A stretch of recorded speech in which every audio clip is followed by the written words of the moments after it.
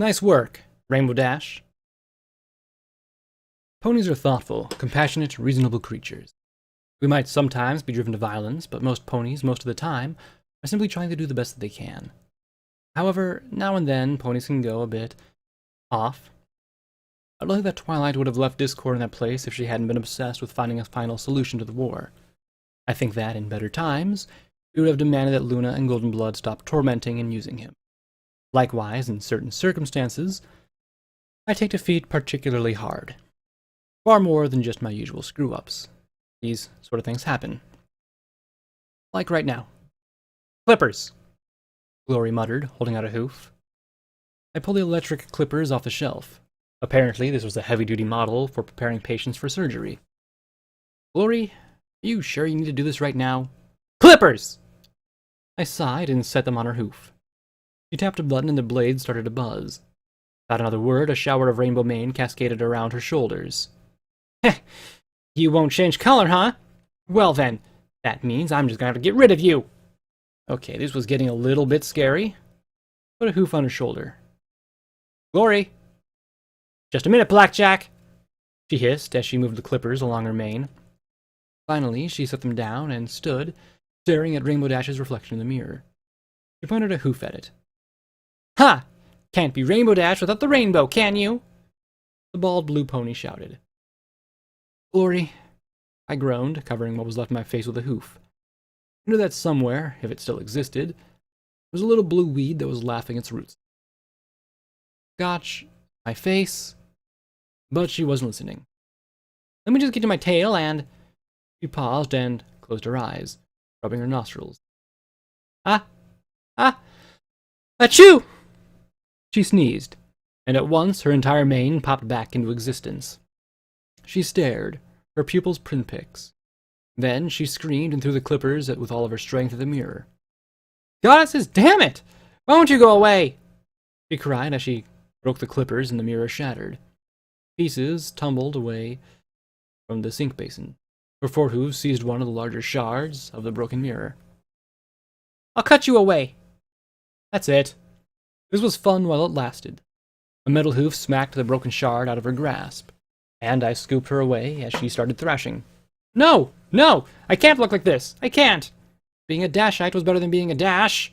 She screamed, and I had to admit that Rainbow Dash sure was a fighter. But I had cyber limbs. I tossed her onto her back and pinned her. I have to get my face back! I have to be me! I could take it if I was me. I could relate. I wanted my face back too, and I could imagine what she was feeling right now. It would be like me waking up to find myself being Deus, or P21 turning the Overmare. Granted, I didn't see why being Rainbow Dash was so bad, but clearly it wasn't a good thing. You are still you, I said as I stared down into her tear-streaked face. All your memories and things are still yours, right? Do you have memories of living in Ponyville? The answer is yes. Well, hopefully Lacuna could do something. She sniffed and closed her eyes. Last night I dreamed I was in Cloudsdale. It was the second time she'd done the Sonic Rainboom. I dreamed it! I'm turning into Rainbow Dash. I just know it. That damned weed might as well have killed me outright. She sobbed as she pressed her face into the mangled side of my face. Well, it looked like I would need to have a chat with our resident Mystic Alicorn for some answers. I sighed and held her tight. Okay, if I started dreaming I was some pony else, I'd be freaked out too. Of course, that had actually already happened to me. But by now I had been more accustomed to the whole freakiness of the Wasteland thing. Your Morning Glory, not Rainbow Dash. Morning Glory's a doctor, smart pony, and the mare I love. Okay? I said quietly as I looked into her terrified and upset eyes.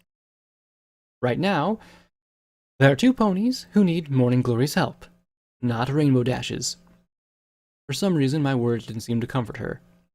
I don't want to fade away, she sniffed. I don't even know if it's safe for me to use the auto dock anymore. Not now. Not when I don't know what's me and what isn't me. You have to. Please? I said softly, stroking her rainbow mane and looking down into a stranger's eyes. You need to prove your Morning Glory. To yourself. I don't know what that stupid weed did. but I know that Morning Glory is tough enough to overcome it. She sniffed, not looking convinced at all as I moved off her. She sat up slowly. I know, it's just waking up and finding you've turned into the most hated pony in the skies. She curled her wings around her. I haven't even been able to fly since we got here. I was resigned to being on the ground. Happy, even, as long as I was with you. But now I'm scared to death that if I do fly somewhere, I'll be more Rainbow Dash and less Morning Glory. I don't think you hated her. But Pegasus thought she was a hero, I replied as I sat down next to her. She shook her head. It's much more complicated than that. Yes, Rainbow Dash is one of the greatest Pegasi in history. She's right up there with Commander Hurricane. Nay, mystic status. But Pegasi, well, some of us have a way of tearing our heroes down too. Rainbow Dash might have been awesome, but she also got tens of thousands of Pegasi killed. Some enclaves speculate that the first strike at Cloudsdale was an attempt to kill her personally, not just a strike to destroy our capital. Then there was her turning her back on the enclave to help the surface. Historical figure, yeah, you can tolerate her. As a person, she trembled and sniffed. Look at me. First thing I did was call her an idiot. I sighed and shook my head. I'm sorry. I had no idea. At Tenpony, they were just mildly curious if I was related to Twilight. I can't imagine what they might have done if I magically became Twilight Sparkle. Thunderhead's a little bit better than most about her. We were completely tied in with the Ministry of Awesome, and so, in a way, she made us awesome too. But if Thunderhead found out about me, I don't know what they'd do. She shuddered. And the rest of the Enclave, Navarro especially, it could be ugly. They tried Rainbow Dash and Absitina a century ago and found her guilty of crimes against the Pegasus race. They disintegrated her in effigy. Well, good thing you're not Rainbow Dash, I replied firmly, staring into her eyes and daring her to disagree. Maybe not the best way to handle an identity crisis, but she didn't argue. I smiled. Now, can you transplant lungs and reconstruct faces, Morning Glory? I felt a little cheesy trying to channel Mom's buck-up speech, but she was head of security and had to be able to get through to people. She gave a little smile. Yeah, I think so. It should be easy with the autodoc and compatible organs, but where did you get them?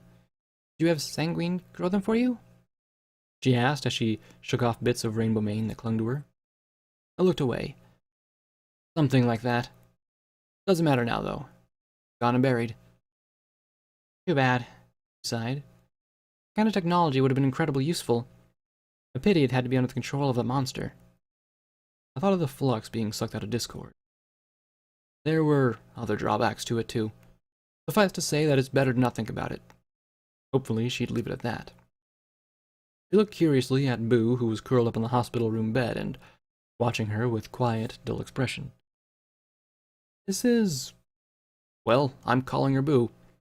She was living in the tunnels under hippocampic research. Doesn't have a cutie mark, Glory said as she peeked at the white pony's flank. I've heard of late bloomers, but she's our age, Blackjack. And I thought I took forever getting mine. Then she glanced at the rainbow bolt and sighed. I wondered if it was an illusion, or a sign that something deeper had changed in Glory. I don't think you ever told me how you got yours, I said as Boo crawled off the bed and shook herself. Together, we walked towards the operating room. She smiled awkwardly. It's silly. I was studying for my graduation finals. I had to get a top score to advance for advanced placement at Thunderhead's medical program. Every pony expected me to get a perfect grade, but it was just not happening. I was making mistakes and getting things mixed up in my head. I was tired and exhausted trying to study. Being a smart pony sounds hard, I said with a smirk. She smiled along with me. I was glad to see that some attempt had been made to clean up the blood. Freaky as this neatness was, it belonged in this. Still, I wouldn't have minded a little litter. Maybe some water-stained tiles. Maybe. But we also tend to get shot up less, too. So there's that plus side, she said with a smile. I was at the end of my limits, just about to quit and go to the basic courses. It would have meant 3, maybe 4 more years of studying before I got into medical school. But then I realized that I didn't have to memorize 300 isolated facts. If I started with the heart, I'd memorize the facts about the heart, then the blood vessels it was connected to, then what organ systems were connected in which order. It was like a sunrise that drove out all the darkness, and suddenly I could see everything. She flushed a little, hanging her head. Guess you'd have to see one to really know. Yeah, I've seen the sun. Granted, it was in memories and the like rather than with my own eyes. But I guess I can understand. It explains you. Better than this thing does, she muttered, looking at the lightning bolt. Isn't it similar, though? I mean, you were confused, and then, bam! You figured it out. My shout made Boo jump from behind. The blue Pegasus smiled sympathetically, and we paused long enough for the pale mare to relax. So, your epiphany came like a bolt out of the blue. And you're good at connections, so the rainbow color is how that's all related. I mean, I just shoot things. But you know all about repairing and medicine and energy weapons and stuff. I think you're stretching it now, he murmured, but looked a little more at ease. She might not like her body or cutie mark she was borrowing, but she didn't have to hate it. So, tell me everything that happened after Lacuna teleported us away. I started to talk, but then I closed my mouth again and reconsidered. The goddess needed to know as well. I owed her. I'd like Lacuna to hear too. And Scotch as well. Why don't you tell me what I missed here? A very frantic 5 minutes? Laura replied. Scotch had stopped breathing, her eyes were terribly damaged, and she was going into shock. We were lucky. When we arrived, Archibald was in the room, trying to determine how the pods get them to move to Elysium for his father. They had one all wired up and everything.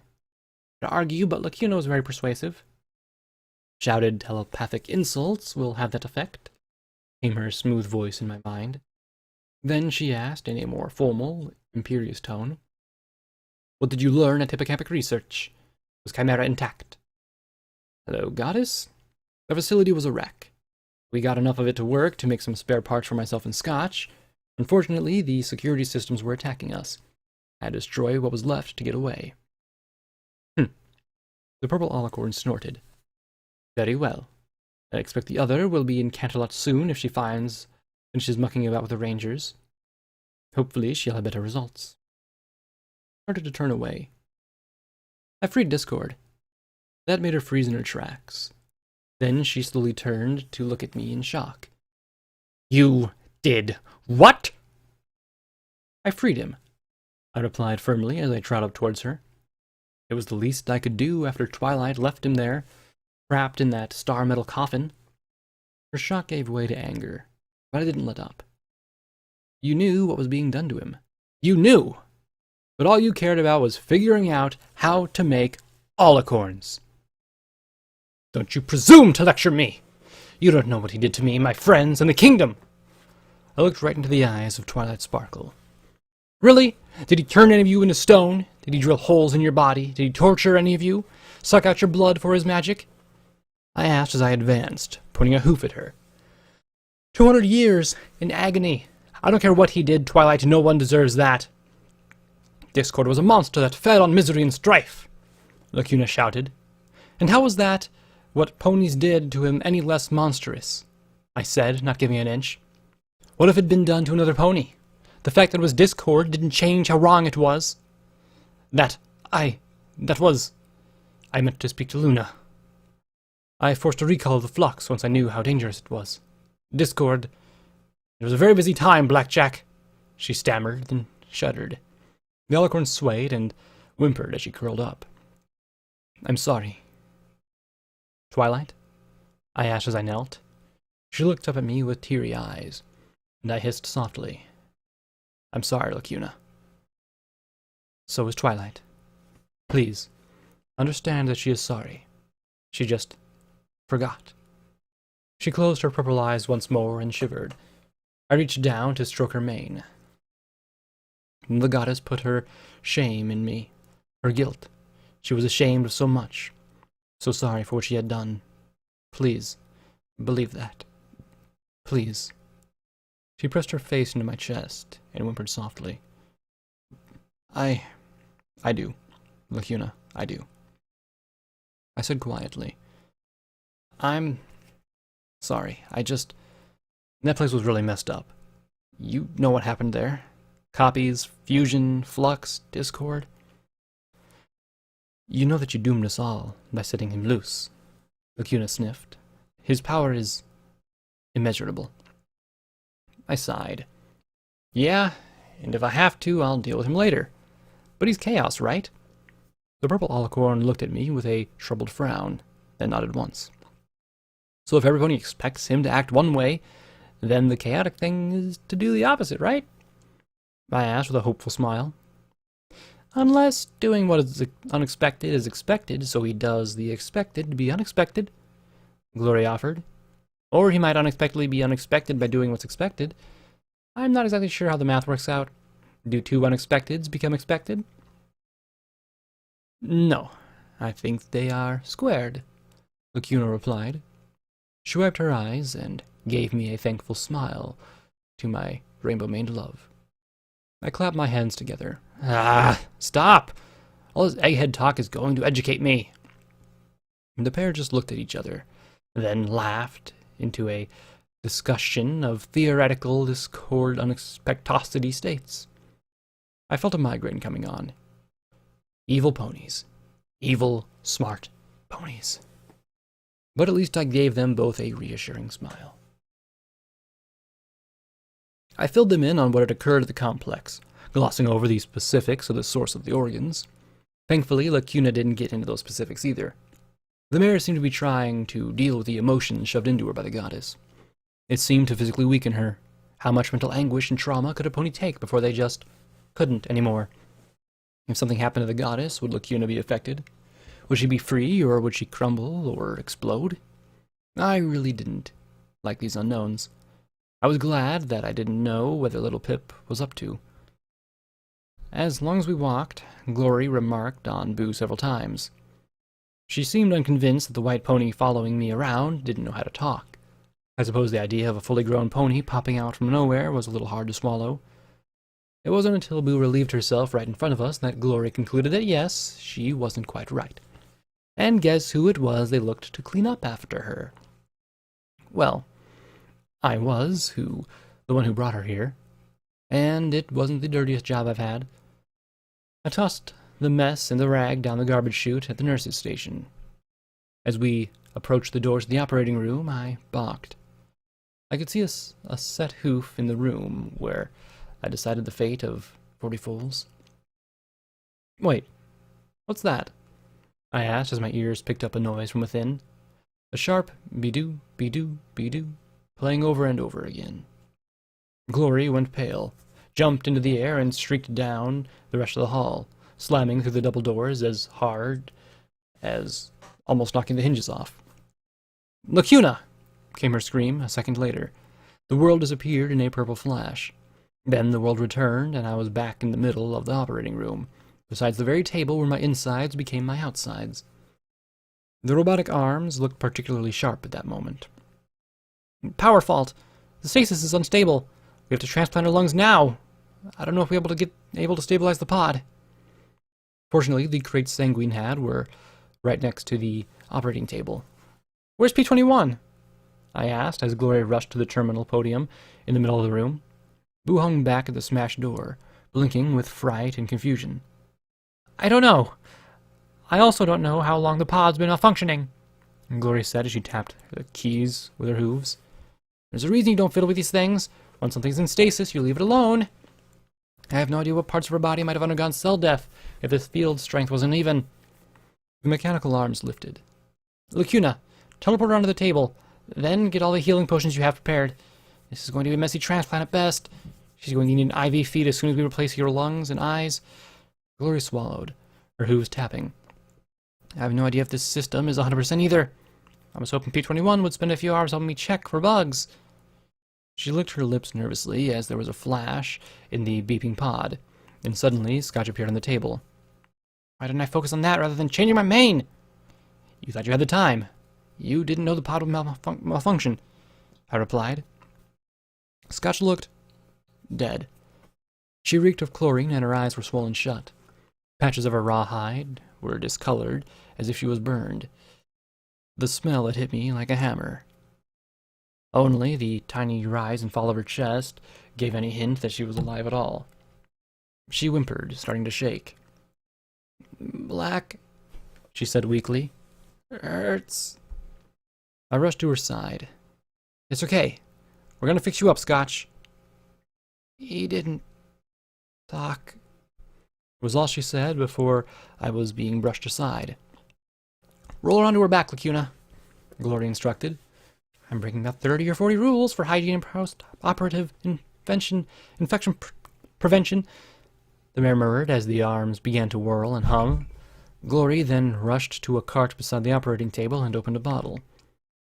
"Dribble this along her chest," the mare instructed as she grabbed a hooful of gauze. I smelled the sharp tang of alcohol. Glory then wiped down the filly's chest. "Okay, medics will have to do. She froze and stared into the drawer. "Where's the Med-X? There was 3 doses here already." She looked around the cart. "Can't crack a chest without some kind of anesthetic?" She looked at me, her eyes frantic. "Do you have some?" My inventory function said no. "The Society and Eggheads cleared out the storeroom, Lacuna. Maybe there's more at the nurse's station?" "That's where I found those 3, Lacuna replied.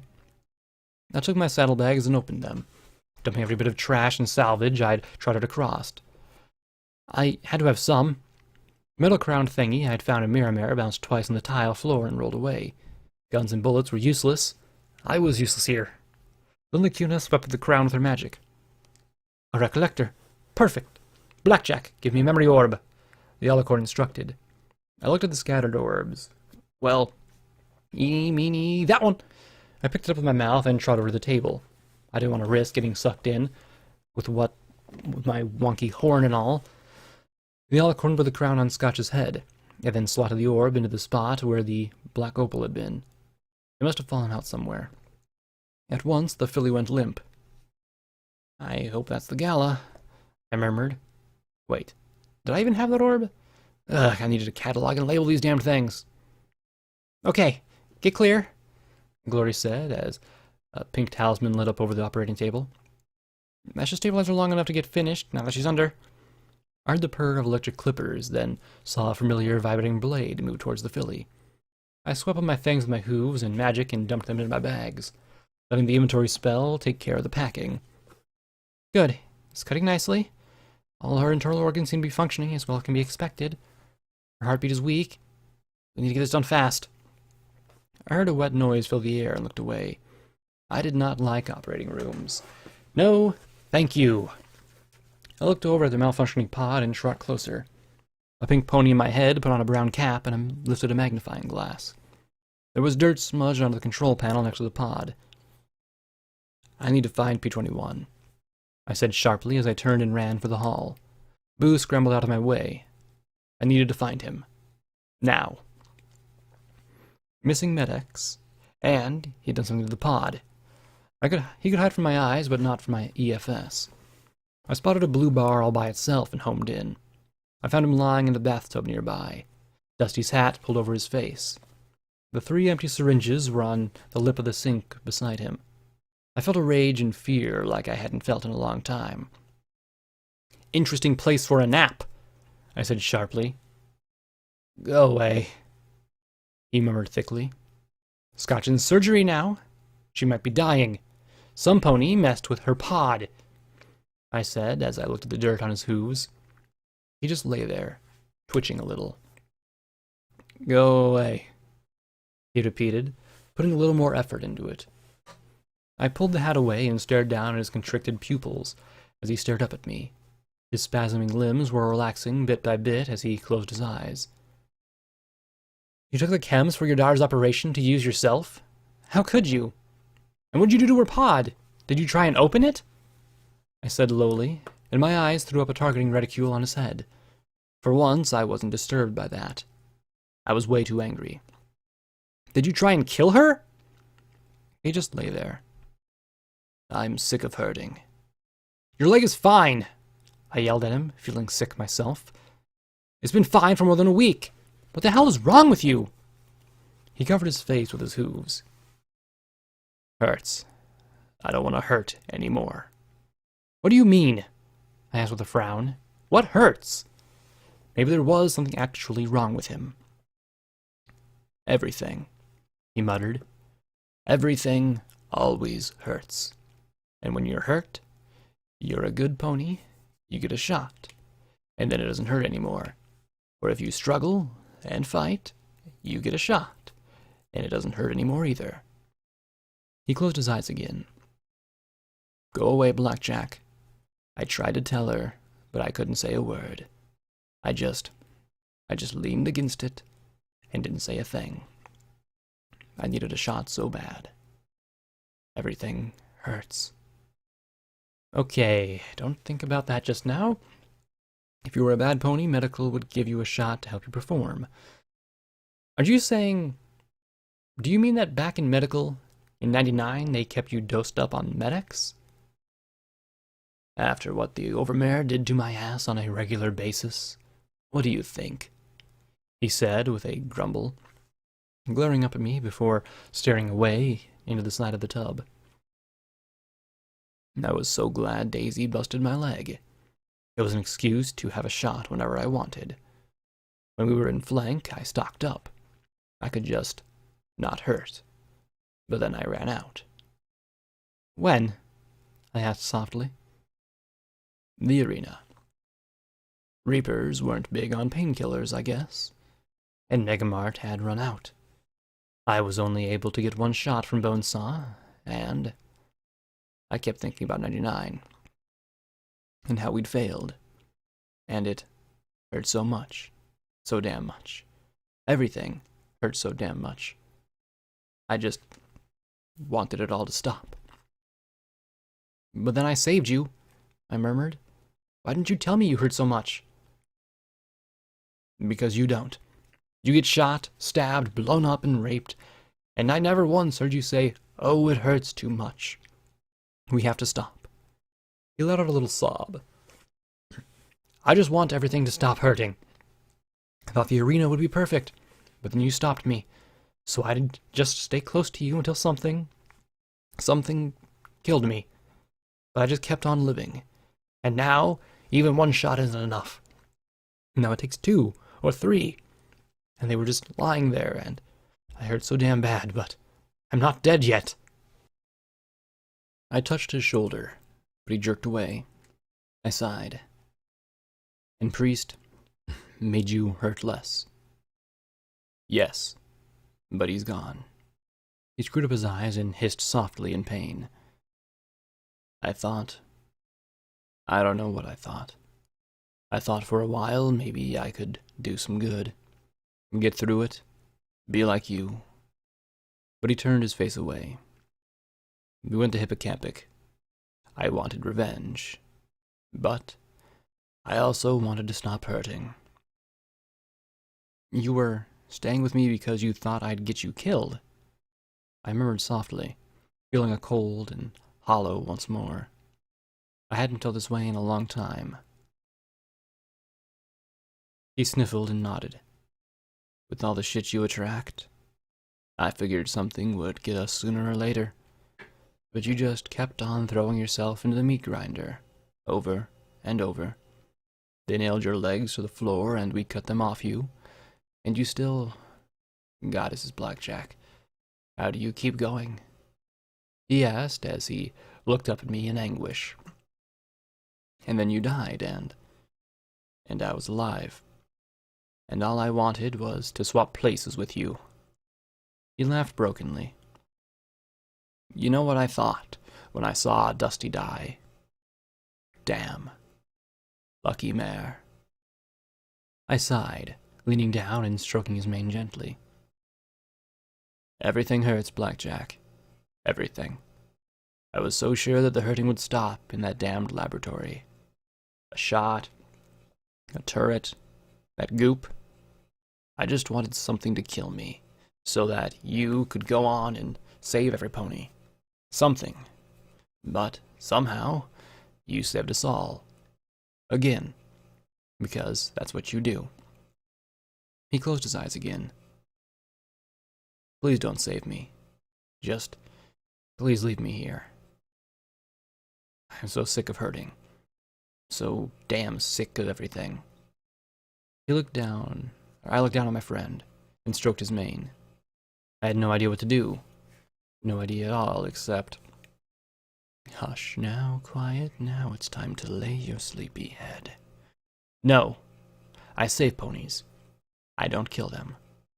But, how do I save P21? I'm sorry, P21. I don't know how I can take the pain away, I said quietly. I don't hurt. I'm not exactly sure if I'm a pony anymore. Maybe somewhere back in 10 Pony, whatever part of me was a pony got cut away and replaced by a talisman or a pump or something. I don't know how a pony is supposed to feel anymore. I get shot and it doesn't feel the same anymore. I remember the first time I got shot. Now, nothing feels right. I remembered quietly. I eat metal and rocks now. I have little bars telling me how much energy I have left. I closed my eyes. Maybe the reason I'm not affected by innervation is because I'm really a robot. Just one with more fleshy bits than your average Ultra Sentinel.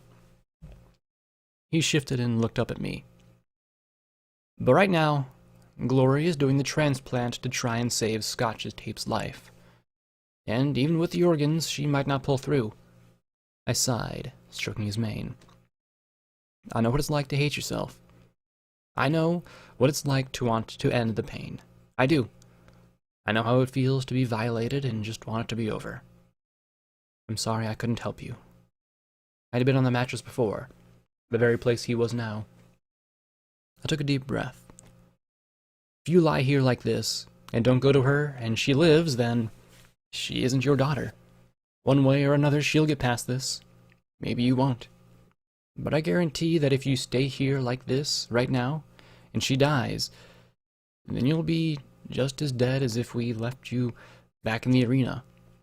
There are some things you never forgive yourself for. I closed my eyes.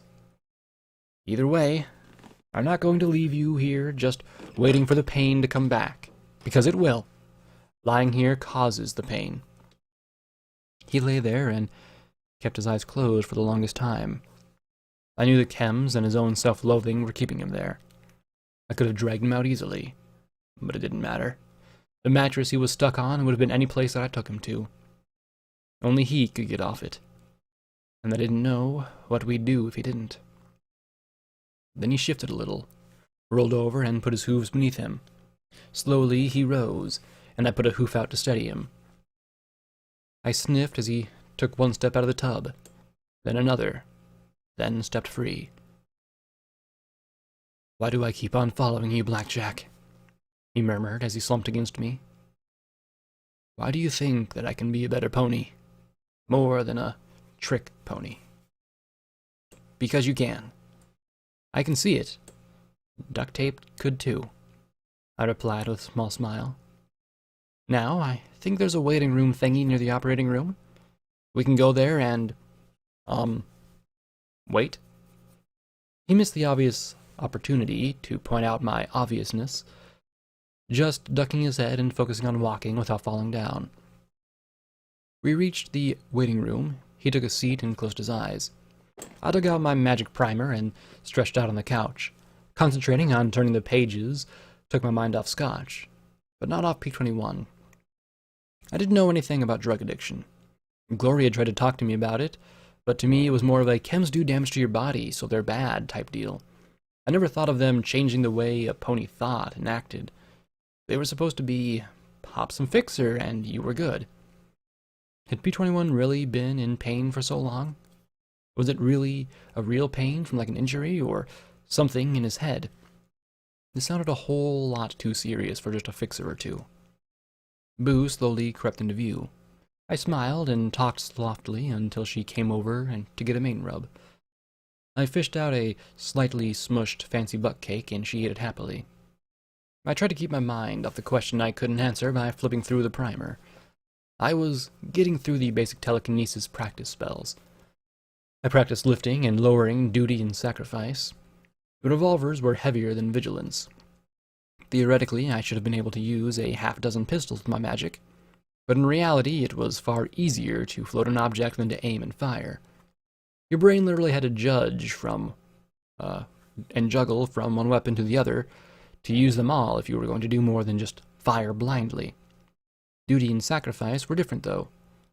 I lifted and aimed both of them with little difficulty. The intricate scroll work on the 5-cylinder cycles depicted magical flames. I practiced working them in unison, pulling the trigger simultaneously at an imaginary target. Then I practiced my little light spell, because for the first time in my life I could actually do magic. Boo watched the little floaty mote warily, then when it came near, tried to eat it. I smiled as she made an icky face, before magic was something other unicorns did. Other unicorns were better than me, and I always assumed that was that. I was a screw-up, unable to perform the most basic magic, beyond simple telekinesis. My magic bullet spell had been the first time I'd done more, and even that was a sort of still telekinesis. But now I had a light spell. It made me wonder what other magic I was capable of. I thought about Lacuna's shield spell. Wouldn't that be useful, given the amount of fire I saw regularly? Or a healing spell. Okay, maybe that was a bit much. I wasn't sure if a healing spell would even work on me. Maybe I needed a repair spell? Or both? Hey, P21, want to throw some books at me? He blinked, frowning a little in confusion. Come on, I want to see if I can figure out how to do Lacuna's barrier thingy. I grinned and gestured right at the end of my snout. Come on, you can't make my face any worse than it already has.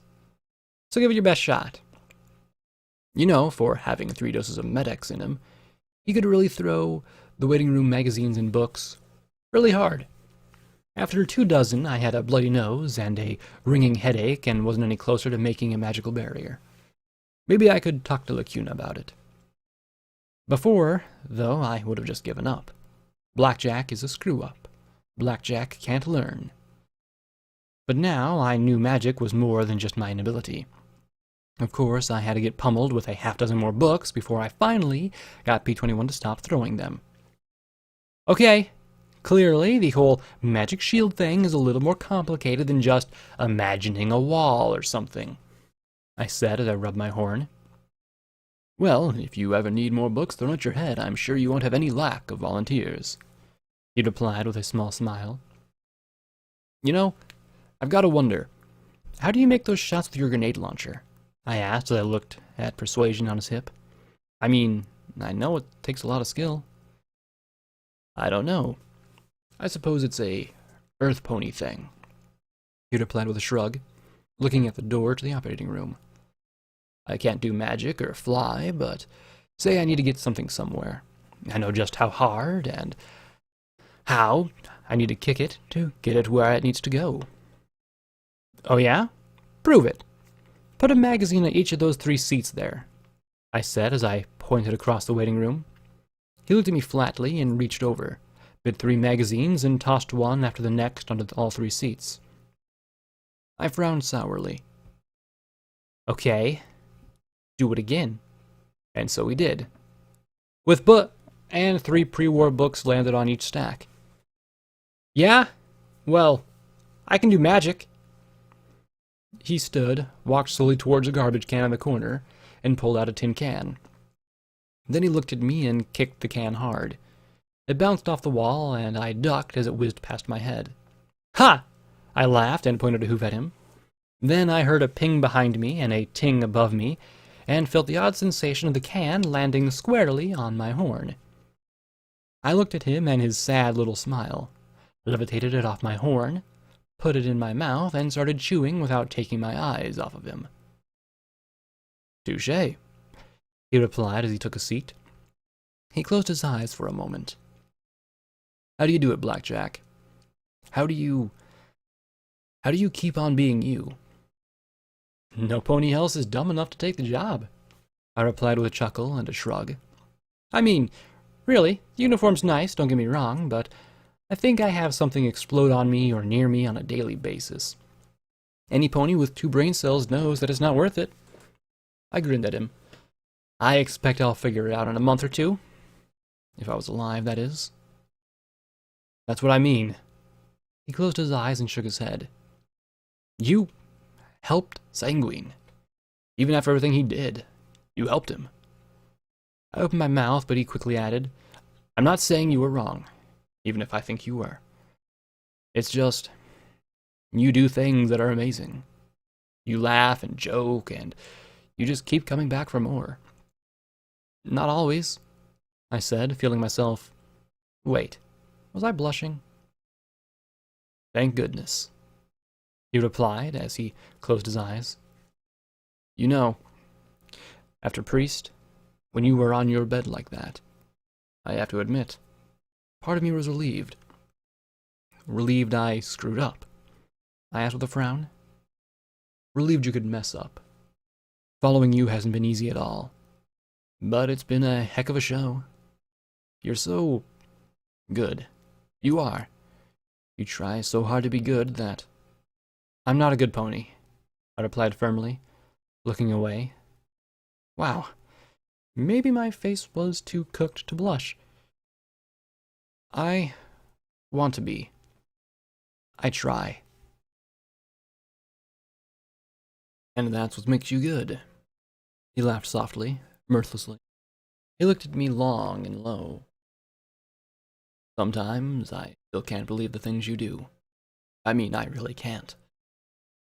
You keep going when other ponies would break. You try and give some pony a second chance, third chance, a fourth chance. Stop, I said firmly, frowning. I'm not perfect. I fucked up.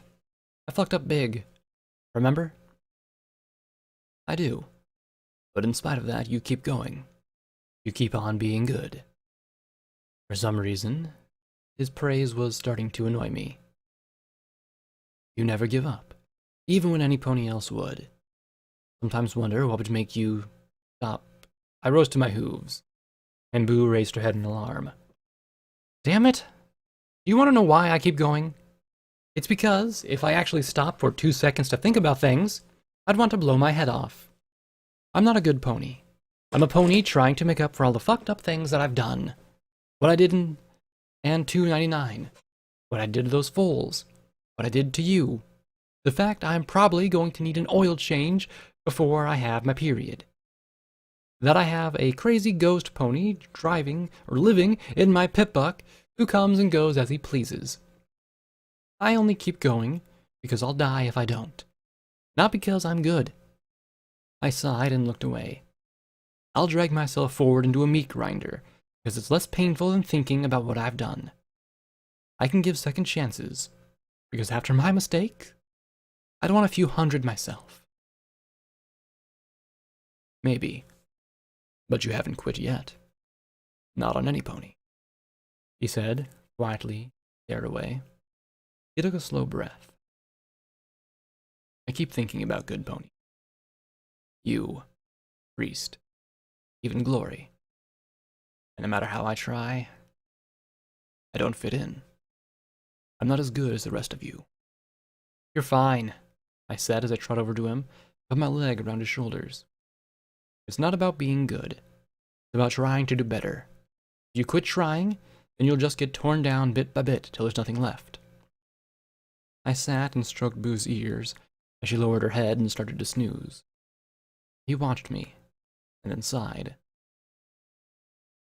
Make being a good pony look so easy. No. Little Pip, Fluttershy, and Homage make it look easy, I snorted. And don't get me started on the stable dweller.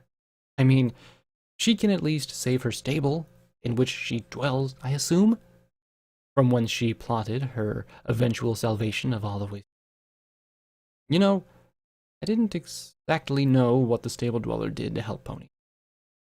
Little Pip faced down mind-reading monsters and slaver armies. Ah, well, she had to do something. Otherwise, why would Homage talk about her like that? Then the door pushed open, and we both rose to our hooves. Lacuna looked at the pair of us, and smiling. You should come. He suddenly staggered against me, and I was barely able to keep us both upright. Scotch? Is she okay? All right, right? I asked as I held P-21.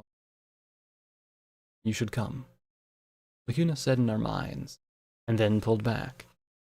We started at the swinging door in shocked silence. I'd been so sure. It'd been because... No. Don't think that. Don't let him think it. Just... Come on. Let's go, I said as I nudged him towards the door. The oxygen talisman sent up a few slow stream of bubbles from its bottle, the tubes running into a mask covering Scotch's face. Gauze covered her eyes and several patches of her hide, and bandages ran from her throat down to disappear under the sheets. The monitor beeped slowly as it magically read her vitals. Glory adjusted the machine, her lips pressed together and her eyes angry. P-21 took one look at her lying there.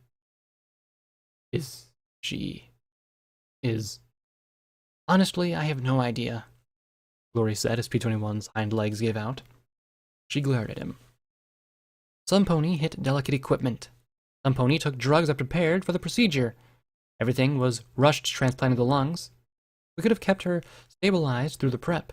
The robot could have swapped the lungs in 3 minutes if everything had been perfect. This was far from perfect. So really, I don't know. She closed her eyes. The eyes went smoothly enough, the skin grafts, but really I can't tell you if she's going to live or not. Glory? All I could say. She just shook her mane and stepped past us as she headed for the door. It's night now. If she pulls through till morning, it'll be a miracle, said in cold anger as she stepped out. Come on, Blackjack. Need to get you prepped. Make sure he doesn't cough on her monitor or something, she said to Lacuna. The purple alacor instantly. Anyone didn't look like he was going to cough. He looked like Sanguine sitting there before the 4 copies. No way. Is it that? I muttered in shock as I followed her into the hall. I've never operated that fast or sloppily before. If it wasn't for Lacuna, she'd be dead right now, Rory said sharply. What was he doing with her stasis pod? Why did he take the medics? He's got a problem. I hung my head. I'm sorry, Glory. I'm sorry I gave those Mentols to Scotch. She looked confused for only a few seconds before her glare softened a little. He's addicted, isn't he? I closed my eyes and nodded. She sighed and reached out to pat my shoulder. Not your fault. Isn't it? You tried to say something. Heck, Rampage tried to tell me. I stood and started pacing. It's just, he's always been so strong. I never thought of him. I shook my head. He'd needed it since before we left Stable 99. You mean for his leg? She frowned and we started walking towards the operating room. No. I mean, the medical ponies gave it to the males, either to calm them down or to deal with the after effects of rough sex. I shook my head. I'd never thought of it. The shot to put them to sleep, shot to calm them down when they were hysterical, shot to help them perform. It wasn't just his leg. His whole life he'd been under the influence. So, you have to, do the medicine thing. Make him not addicted anymore. You can do that, right? Theoretically. But the fact is that addiction is more than simply that. Addiction is more than just chemical. It's psychological as well. He might not be able to control himself. I answered at once. Well, I'll control him and... Oh, yeah. That might not work out so well. Are you prepared to give up your hunt for a few months while you do? Medic's addiction is a doozy. When cold turkey could easily kill him without the proper medical help. Wait. Did she actually mean that stopping taking the drug was going to mess him up and could kill him? My mane went all clammy. Well, I'll keep him. I'll. The thought of Scotch tape dying, B-21 dying. Damn it, Glory. There must be something I can do. I know he's got a problem now. I'll watch him close. I won't let him get messed up again. Blackjack, there are some things you can't do. He said in a low voice as we walked. I just dealt with a ghoul who wanted to kill me and got out of a death trap alive. There's nothing I can't do, I insisted stubbornly. Hadn't he followed me into the death trap for the whole death thing, though? We'll just have to keep an eye on him. I looked at her hanging her head and nudged her. How about you? How are you doing? She sighed. I'm trying to compartmentalize what happened. She was critically ill. I had to cut as quickly as possible. She might have been brain dead before we even got out of her pod. Death happens. She glanced at me in my startled expression. One of the first things they teach you in medical school. Death happens. You can't save them all. She sighed. I just hope I didn't make a mistake. Rainbow Dash was no surgeon. Sanguine said surgery was simple, I said with a frown. He lied to me. I should have dragged him along. Wait. No. There was a fusion spell he hadn't had time for, and his panicking, half-crazy family had freaked out. I'm sure that, for a 2-century-old doctor, it is. For someone who's only read about the procedure and witnessed a few transplants, it's more than a little tricky. Especially, it's active the stabilization field, get the patient unconscious, crack them open, remove the bad organ, put the transplant in, sew and anchor it in place, and flood everything with a healing potion, close it up and hope for the best. Closed her eyes. What are our odds? I asked with a gulp. Boo bumped my flank with her head, making me jump. My jump made her jump as well, and she ducked behind the counter, looking at me. I can't believe there were dozens of ponies like her in that place, Gloria said softly, shaking her head. Anyway, I don't do odds, Blackjack. You're the one who knows gambling. We'll know by morning if she's going to pull through or not. There's no chance of organ rejection, but infection, having something rupture, internal bleeding. She hissed softly in frustration. If he'd just not touched the pod or taken those chems. If I could have had more time. You did the best with what you had, I said, then bumped my head against her. Aha! Now I knew where Boo had picked it up at. She gave a warm smile. I know. Just, at this point, I feel helpless. We all do, I murmured softly. We walked along together with our heads held a little bit lower. Glory got over it first. Well, before morning arises, and my confidence is shattered forever, let's see if I can't get you free of that hazmat suit, she said brightly. 15 minutes later, I was discovering just what Glory could do with a scalpel. I doubted I would ever feel the same way about her, as she held the razor-sharp blade in her lips and sliced away the yellow rubber and the barding beneath. No sooner was the yellow rubber cut than a reeking pong of pony sweat, blood, and leather struck my nostrils. Glory backed away, coughing and gagging as the blue Pegasus turned decidedly green. Okay, that couldn't be healthy. You're lucky. With that healing talisman inside you, you'll regenerate all of this relatively quickly, she said matter-of-factly. As she freed my tail from its rubbery sack, I switched it a few times, letting it air out. Oh, I could really go for a good brushing. He included a few ounces of muscle tissue and fat so I could build you up. And that's good, but... Glory, I look like a robot. How much... Was there any pony left in me? You're not a robot, Glory said as she tossed the sack away. Yes, we had to replace a lot of compromised bone and reinforced your epidermis. The alternative was something like Deus, with an external support poking out of your hide. That still didn't make me feel much better. She sighed and stroked my mane. Look at it this way. Would you feel better if you saw only bones sticking out of those injuries?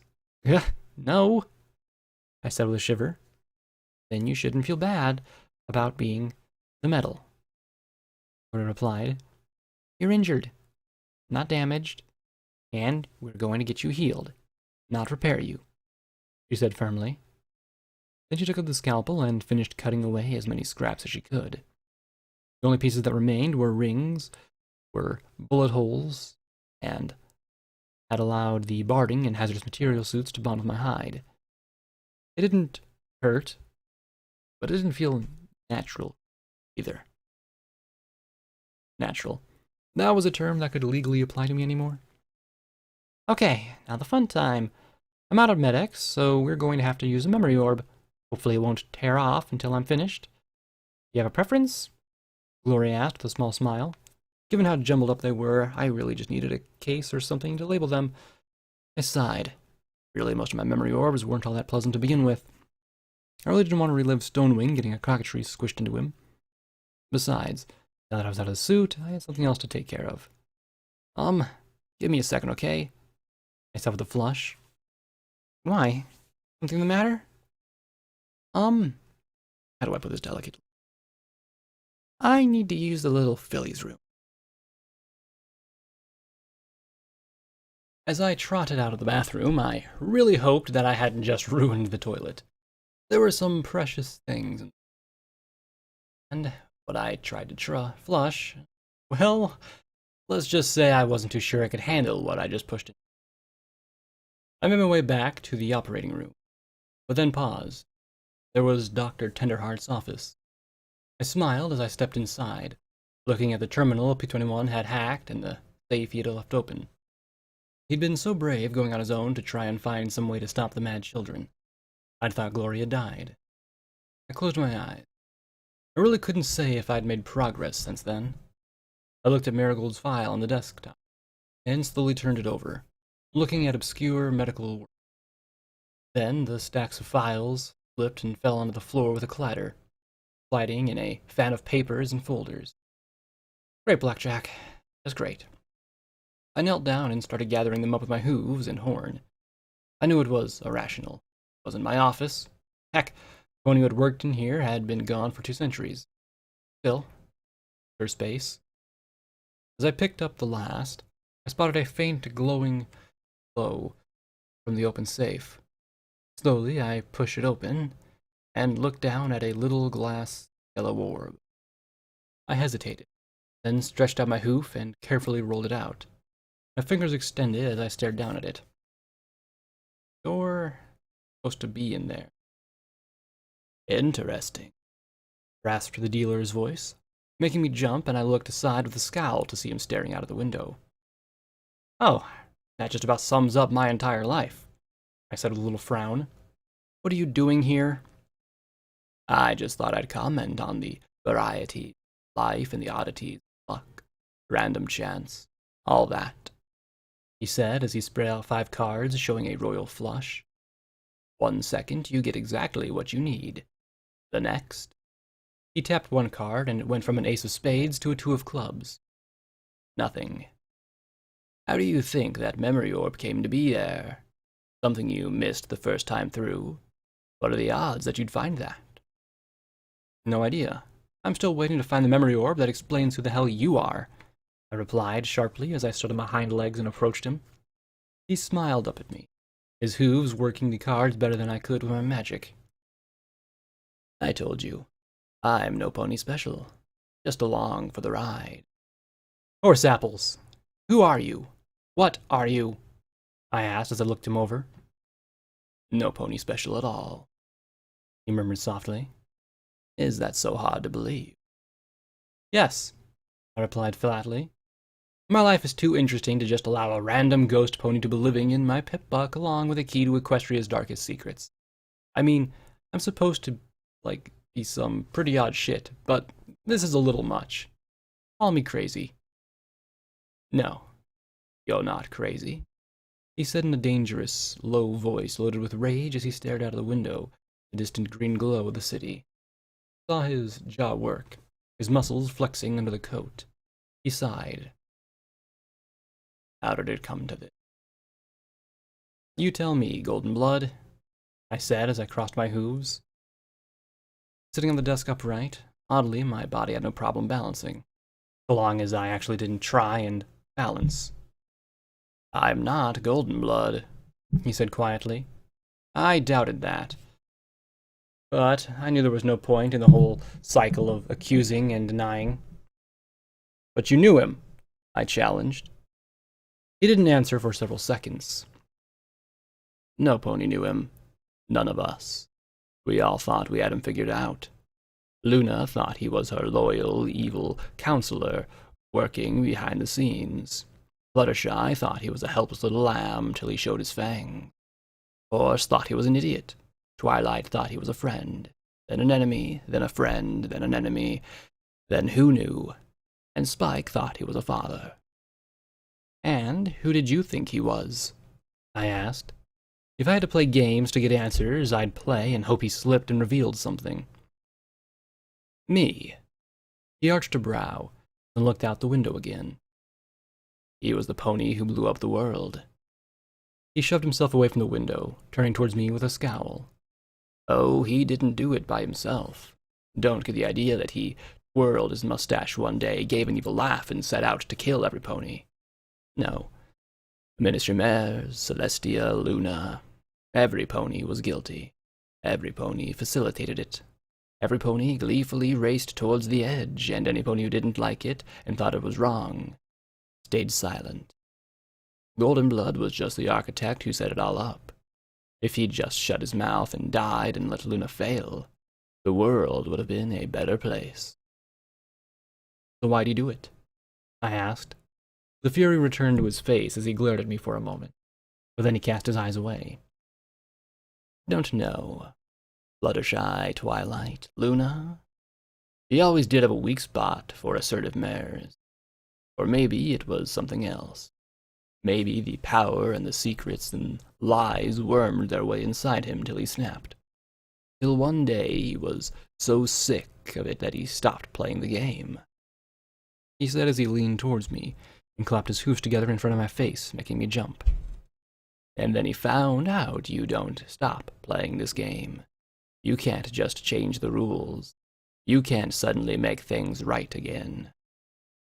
He snorted softly as I picked myself up. "He would have loved you. Probably have killed you about the time you found out about EC-1101 and what it did. But loved you." I sighed and shook my head. "So, why not spill?" "Not my job. Not my place." He sniffed. I grunted and rolled my eyes.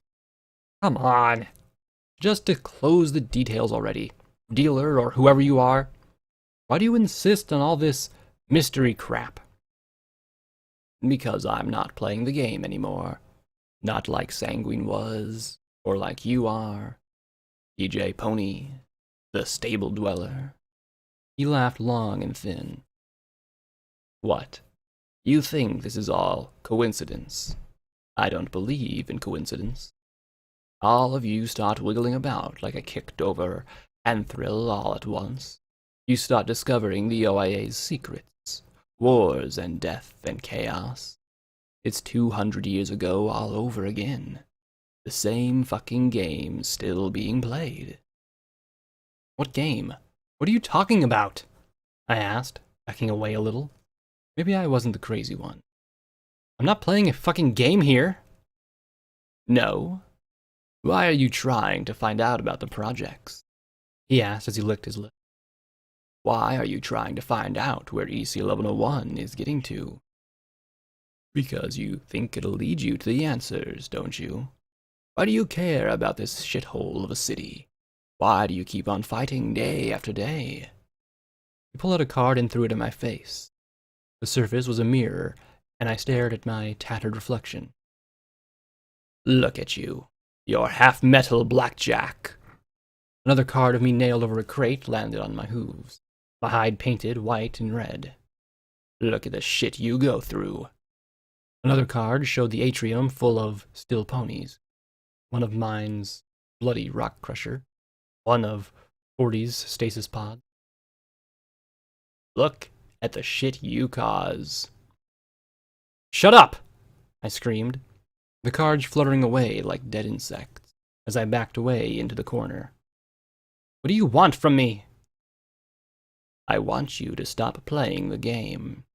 The same stupid game every pony's been playing for years. Stop pretending it's off or something. Stop imagining you can fix it.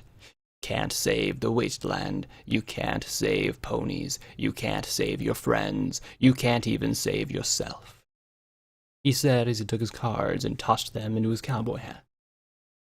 "Don't be like Twilight and her friend. You'll just get every pony killed if you do," he said as he put it back on the top of his head. He pointed to the memory orb in the mechanical grip. "Put that orb back where you found it. Get the help you need. Take your friends and go. Leave this damned place and find some nice, peaceful patch. Forget about Golden Blood and Equestria. They're dead and gone." I can't, I said as I clenched my eyes shut. He did something. Caused something. And I have to stop it. I can't give up. Yet I could still see him there, looking down at me in disgust and judgment. Then nothing. Slowly, I cracked my eyes open and looked at the empty room. Nothing. Just an empty room. "Are you okay?" Glory asked with a little frown as I returned to the operating room. "I'm pretty sure I couldn't see okay with a set of binoculars, but I'm ready to let you go to work," I said hoarsely as I tried not to look in the glass trays full of wet, fleshy tissue. "You have a memory orb you want to look at?" Gloria asked as she turned towards the podium that controlled the surgical robot. I carefully lifted the golden orb that had mysteriously appeared in the office safe. "Yeah, guess so." She frowned. "Without Lacuna, it should take about an hour or two, so if you wake up in the middle, try to go back in." I hopped up onto the operating table. Oh, I really didn't want to be here. Laying here brought forth all kinds of memories of snip, snip, snip. In fact, I could see those little scissors at the end of the steel shaft. Okay, just work quick. I bit my lip and tapped the orb against my horn, trying to make the connection happen. Come on. There's a tiny spark from my horn, and I looked over at the dealer watching me coldly, and the world spun away. There was only one pony that felt like this. My chest burned and bubbled with every breath. My legs ached and my head throbbed. This body was utterly exhausted. Yet Golden Blood walked across the plaza. Great black buildings loomed in every direction around us. The ponies scurrying around them seemed almost like afterthoughts. What had Hoofington looked like before it was burned to the ground? I couldn't imagine this as an improvement. It was night, but lights on the black facades lit up everything in garish colors. 2 other ponies flanked him, but he paid them no mind. Really, feeling like this, I expected him to be looking for some bed to curl up in. If I'd felt like he did, I'd want to sleep for a couple years. He walked slowly ahead, weaving slightly on unsteady hooves. He kept his eyes low, save for occasional glances around him or over his shoulder. The cold, wet air felt good on his burning lungs. "Mr. Goldenblood, are you sure he'll be available at this hour?" One of the bucks following him asked. "Ponies like him don't keep normal hours," Goldenblood replied. He looked up at the blue neon sign in front of the door. Rabronco. The 3 walked into the large foyer, and right into the sights of an immense ultra-sentinel. Its guns pointed right down at us as it boomed, "Prepare to be destroyed!" And the buck's voice followed it up with, "And that's the last thing your striped nemesis will hear when they face off against the Rabronco ultra-sentinel. Rabronco, putting technology to the test for a better and brighter tomorrow." More Sentinel robots stood on podiums around the massive rainbow machine. Protectoponies just stomped their hooves weakly on their fringes. Clearly, Golden Blood wasn't a pony who startled easily. "That's a hell of a demonstration model," one of his escorts murmured. Goldenblood pressed the elevator button with his horn before he asked exactly what I was thinking. What makes you think this is for demonstrations? He smiled just a little as the 2 bucks shuffled nervously behind him. In the polished steel doors, I saw the Ultra Sentinel watching the three of us. What indeed? Going up? Sweetie Belle crooned in a tune softly through the speaker. Goldenblood hummed along in his rusty way. The bucks following him coughed once the entire trip. Not exactly the friendliest bunch. Were they protecting him or guarding him? The door chimed and opened wide. I heard a mare say, "How about Nelpanese? I could really go for some Kung Pao Yo Dum." 3 mares trot into view. An orange Pegasus, a familiar-looking earth pony wearing a bow, and a unicorn with a poofy lilac mane. "Oh! There's a France restaurant down by the river," squeaked the white unicorn mare. Funny, I could have sworn I've heard that voice before. I could really get back to Philadelphia. We're almost behind on a dozen stable inspections, and if I hear about one more delay in Everfree, I'm gonna split my bit. The cream-colored earth pony drawled. Then the 3 noticed Goldenblood and stopped short. The earth pony looked vaguely cautious, and the unicorn confused, but there was a deep loathing in the purple eyes of the Pegasus. And there was fear, too. "Goldenblood?" Pegasus murmured. "Scootaloo," he replied in a rusty purr. The earth pony blinked in surprise. "Oh, you're Director Goldenblood? Nice to meet you." There was some hesitance on that last part. I could understand. Goldenblood was hardly a pony you applied nice to easily. Goots tried to forward me the OIA gobbledygook, but I'd rather design a tripod with 2 legs than understand all that fancy legalese. Quite understandable, Apple Bloom. Wise ponies let others handle the trivialities while they focus on getting important things done. I must commend you on Stable 1.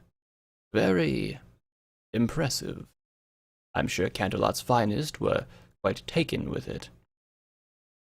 Well, now that Hoofington's not hogging all the good steel, we're getting the stables done lickety-split. He gave a serious little smile. I mean, not that Hoofington's not a nice city, just not exactly what I designed. Well, certain considerations had to be taken into account. Still, Scootaloo's been able to work wonders with your financing. One has to wonder where she finds all the bits. Scootaloo wasn't taking her eyes off the scarred buck. After all, Fabletech is a fully private company. If this were owned and controlled by the MWT, I might have been able to understand where the money comes from. "And Luna'd close us down," Applebloom said with a frown. "I swear, Her Majesty can get her feathers in a bunch when you start talking about the dangers of Balefire bombs targeting cities." I would rather be like some ponies suggesting, selling hydraulic lifts to the possibility that your stables might collapse. Goldenblood rasped in his low, hissing whisper. Applebloom frowned. "Are you suggesting that my stables aren't built up to snuff?" "I don't know. Are you suggesting that Princess Luna will somehow fail to preserve Equestria from the zebra mega-weapon threat?"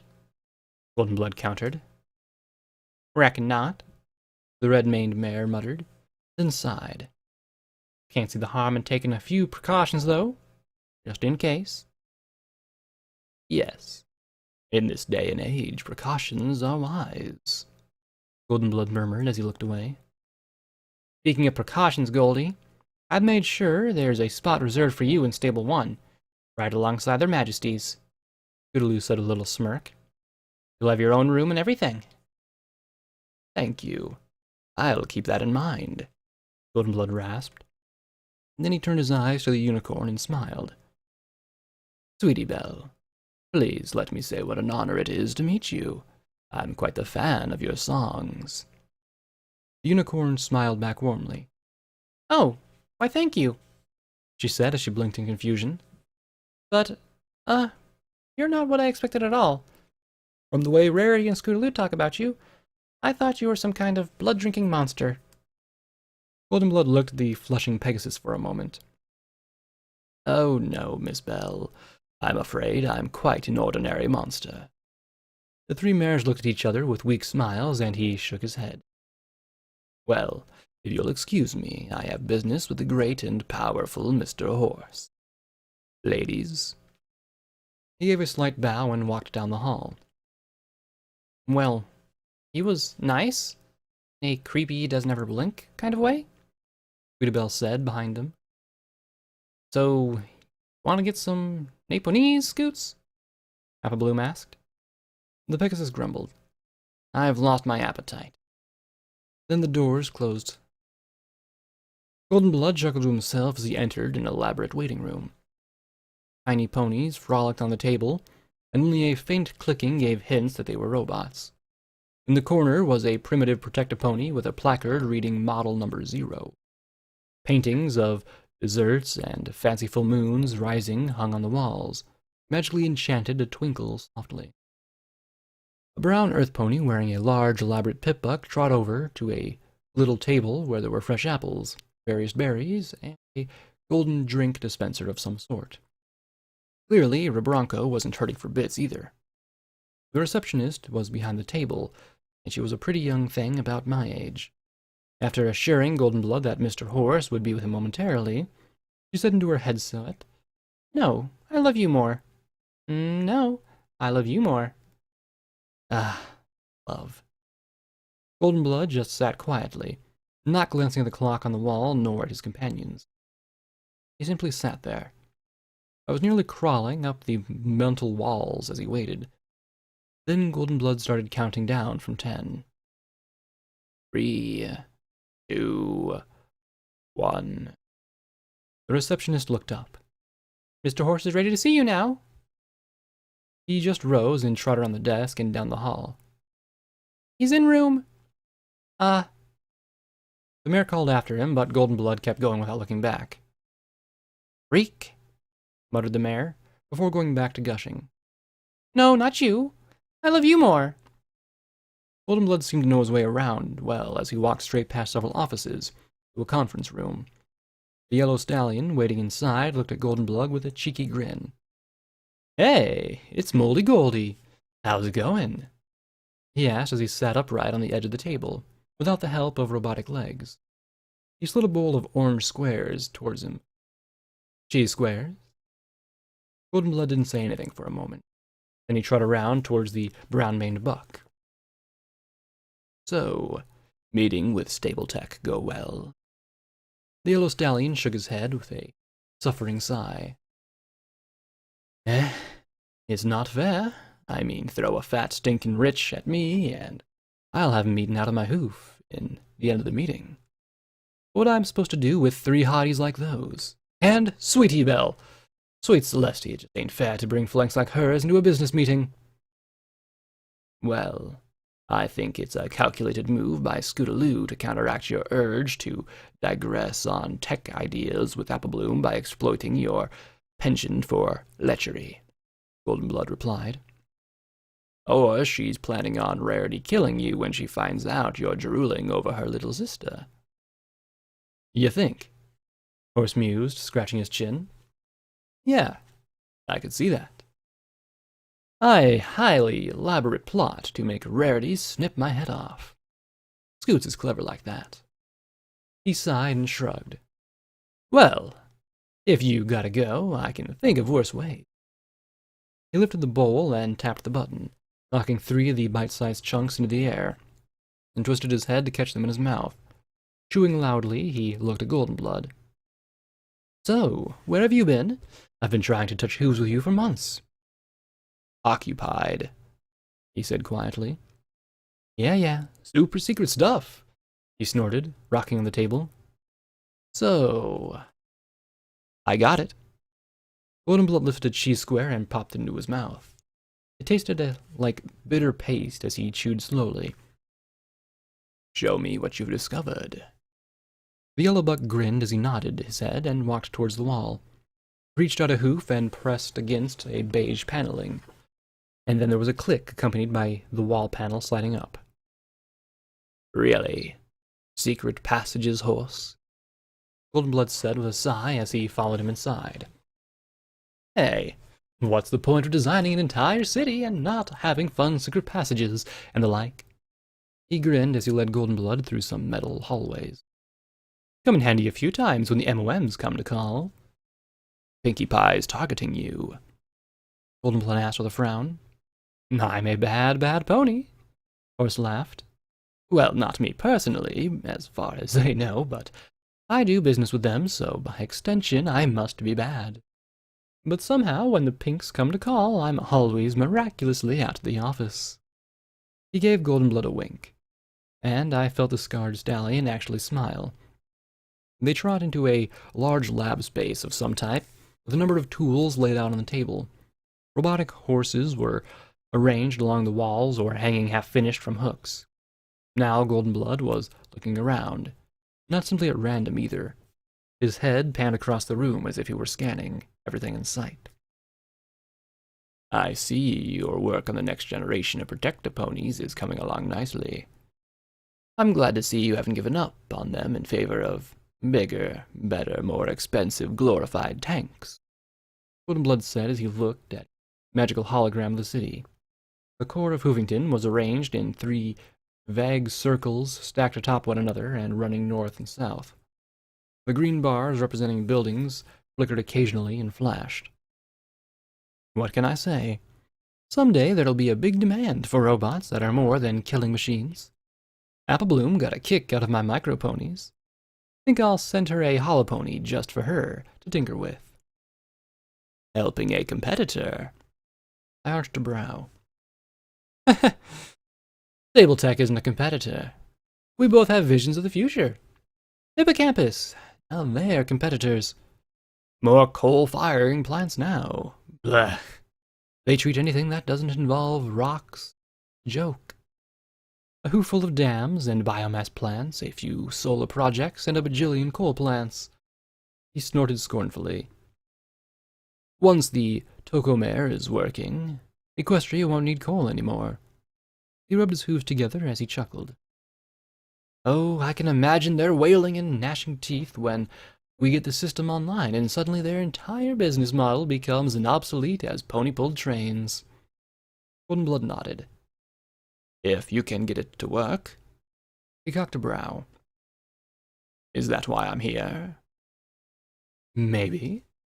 Horse grinned and then walked to the table. Care to stroll with me down Concept Avenue? He clapped his hands together. Sweetie bot. A copy of the mare I'd met at the elevator strolled into the lab. Only Sweetie Belle hadn't been wearing a frilly black lace uniform. She floated a tray holding 2 mugs of steaming beverages beside her. Smiling demurely, she put a tray down and fluttered her eyes at the pair. Goldenblood covered his face with a hoof. Really? Horse? What? A guy has needs. And once I convince Sweetie Belle to sign off on using her likeness, those are going to sell like hotcakes.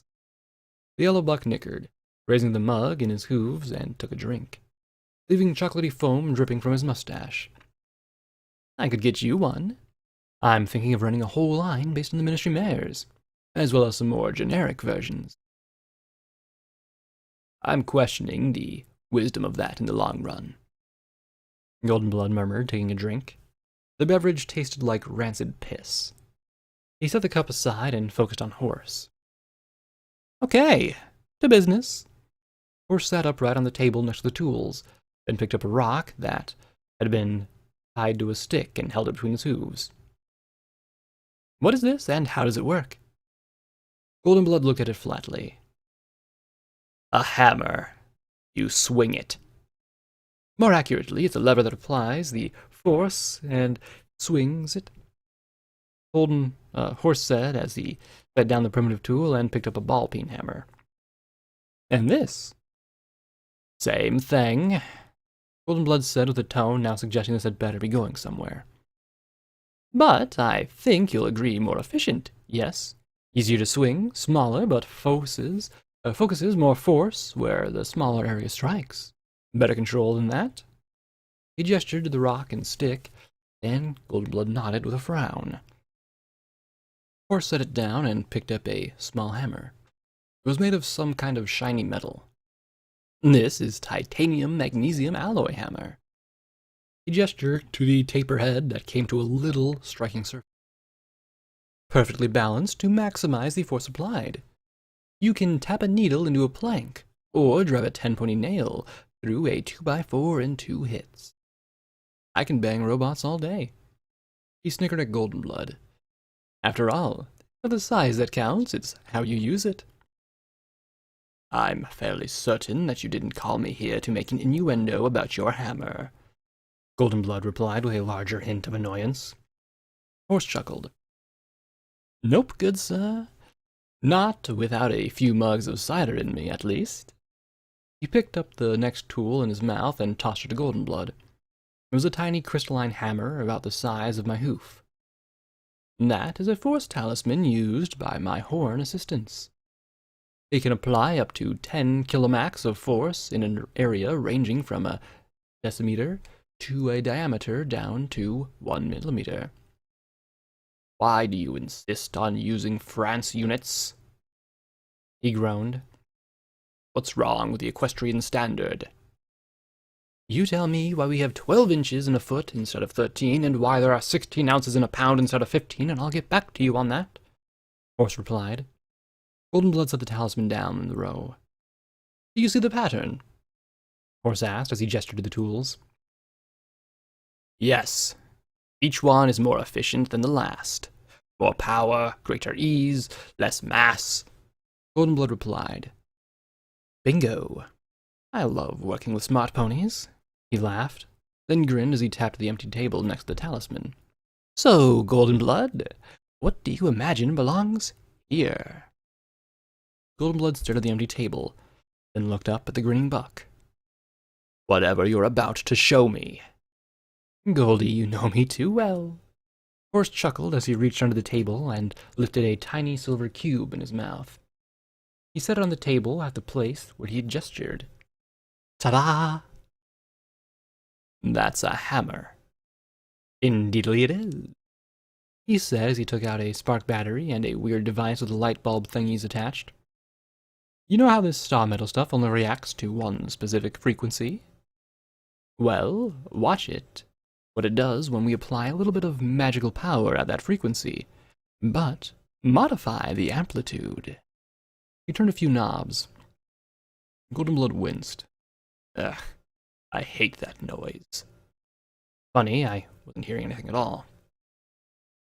Then there was a ping, and the quarter-inch thick metal plate next to the cube indented. And then it indented again, and then it struck so hard it knocked out a perfectly round chunk of the quarter-inch steel. Horse grinned like a kid with a toy. See? Hammer. Then he looked at the dials. Or saw, drill, cutting torch. Really, it's a lot of hit and miss trying to figure out what the precise amplitude patterns will get the metal to react to. But it does. Energy in, amplitude to decide what effect you want, and energy out. Interesting. Goldenblood breathed softly. Most interesting. And how do you explain this phenomenon? Any theories about where it comes from? This metal isn't precisely a metal. He lifted it with a grin. It's a solid-state tool that can do whatever you want it to do, if you know how to interact with the stuff. We're just figuring that part out. As for where it came from, ancient zebra kind might have somehow developed this level of wonder technology, but I highly doubt it. This kind of tech would have left some kind of record or something. Nope. I posit that it came from somewhere else. He grinned broadly. Have you ever heard the zebra myth of the Eater of the Stars? Eater of the Souls, Goldenblood corrected. And yes, I have. As the myth goes. Horse chuckled, and he started to juggle the ball-peen hammer, the titanium hammer, and the little silver cube. Yeah. Big nasty creatures from the stars, blah blah blah, death-warming, gloom and doom, blah blah blah, stars are bad, evil, wicked things, blah blah blah. Only I think that in at least one of those cases, when what hit the ground wasn't just some rock from the heavens, but a device from an unknown world. A device from a race thousands, no, millions of years more advanced than us. Corroboration? Goldenblood asked. The yellow earth pony grinned immediately. Then he reached under the table and pulled out a strange, sleek metal weapon. I wondered if the tingling mane sensation was mine or his. A star blaster? How on earth did you get your hooves on a star blaster? I couldn't get Luna or Rainbow Dash to turn one over to me. The one used for Starfall was under MOA, strict control. I know a pony who knows a pony, Horse said, rubbing his nose. You'll note the similarities in the metal, the way they feel, of course. The Star Blaster has a lot more primitive in function. Pull the trigger and watch it go. Both the similarities are astounding.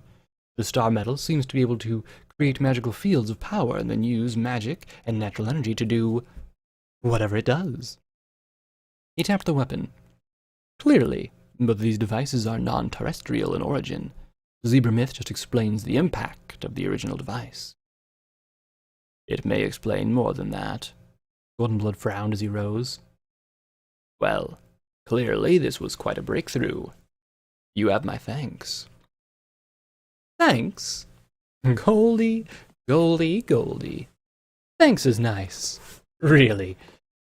You're a great pony to get thanks from. But as much as I love thanks, and I do, I really do, I need something more substantial. I mean, if I invested a great deal of personal time, effort, and resources into this silver beauty, I can't do a little off-the-books side project if there's not going to be at least a cookie in it for me. You want money. Money. You sound like those hippocampic jerk-offs. Fuck money. I have money. I have all the toys the money can buy. I have a sweetie bot. I have a piece of very, very naughty weaponry from the stars. Money's nice, but I don't really care about it. Nope. He grinned. What I want is what you want. I want a backstage pass to the concert. I want to play the game and see just how well I can play it. I want you to deal me in. Goldenblood smiled slowly. I'll see what I can do.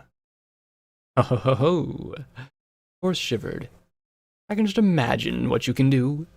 Then he grinned. Oh, and don't worry, if some nasty zebra baddie whacks me, or something major happens to me, like I fall down an elevator shaft, I've made sure all my findings go straight to the ministries. His grin widened a little more as Goldenblood stared at him. Horse trot over and tapped some keys on a terminal. A grainy video appeared showing Goldenblood slowly backing a pony towards the shaft. The rail swung wide, and the mare disappeared over the edge. Goldenblood stood there. A moment later, her hooves disappeared. Really? An elevator shaft? What, were you struck by the urge to become a daring-do villain? Goldenblood stared at him for almost a minute. Finally, the scarred pony smiled. Like I said, I'll see what I can do. Suddenly, Sweetiebot perked up. Oh, great and wonderful master. The stallions accompanying Director Goldenblood have received an urgent message for him. They're quite insistent. Horse frowned and pushed a button, showing the foyer and the two bucks yelling at the flustered receptionist. Huh. Looks like you're a stud in good demand, Goldie. Together they trotted out, Goldenblood giving the Star Blaster a wistful look as they left the hidden lab and emerged in the conference room. Quickly, Goldenblood headed in the direction of the shouting. A yellow stallion held his ear bloom and nodded his head as the brown buck traded glares with the receptionist. As they spotted the director, the two sat up. Sir, there's been an incident in Manhattan. Applejack is dead. The receptionist gasped. Goldenblood looked at her. There was a flare from his horn, and she suddenly went glassy-eyed and slumped out of sight behind the desk. What? Horse gasped. That is... Oh, not cool. Goldenblood stared at him, and for a moment I was certain he was next. Stop standing there and get that confirmed. Goldenblood snapped at the brown buck. Then he looked at the yellow escort. Luna's been informed. The stallion nodded. He's asking for a temporary replacement until Applejack's status is confirmed. There is no replacement for Applejack. I need all 6 of them, Goldenblood said sharply.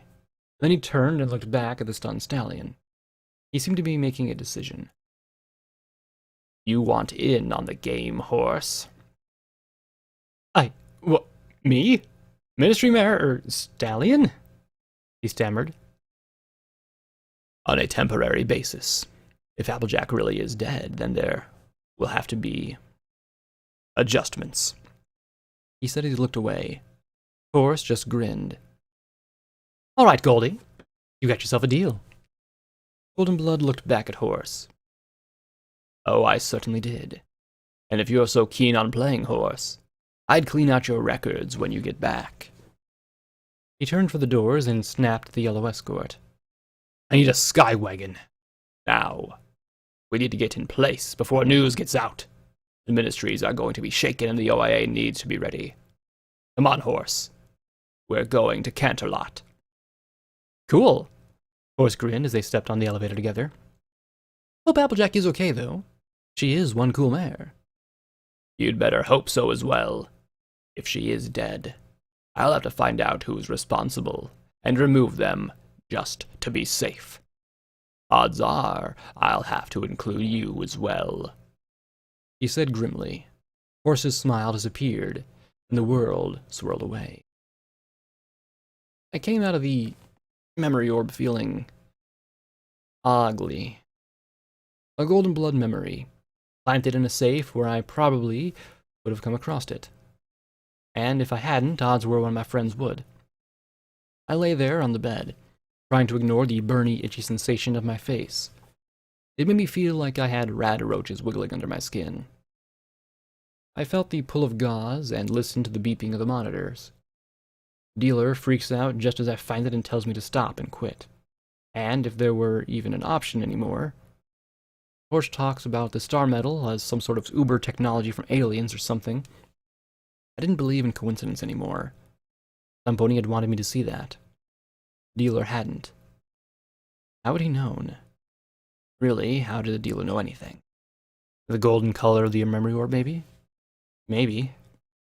Unfortunately, since I couldn't buck the dealer while lying all woogly on a bed, I did my best to look around.